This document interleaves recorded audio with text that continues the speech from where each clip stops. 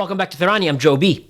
In this video, we'll be answering the question, how do you go up and down steps with the cane on the right hand and a railing on the left?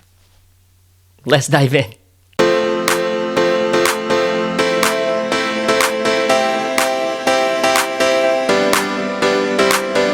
To go up steps with a right-sided cane and a left-sided railing, patient will need to approach the steps backward facing.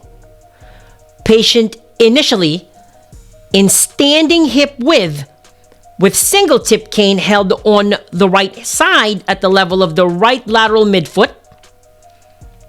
If the left lower extremity is weak, painful, or has just undergone surgery.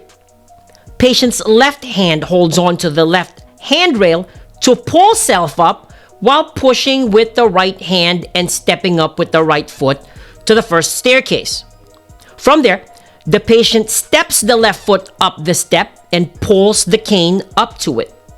These are for patients with better confidence and stability stepping up backwards with left lower extremity weight bearing as tolerated precautions from pathology, surgery, or initial hypersensitivity.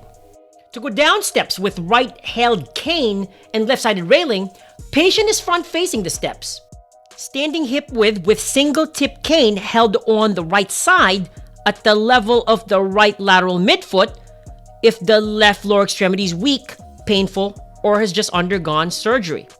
The patient advances the cane forward while the left hand holds on to the railing for balance and support.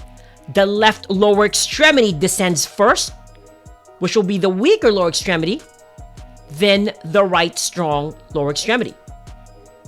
If you like this video, please like, share, and comment. And for more therapy animations, please subscribe to Therani.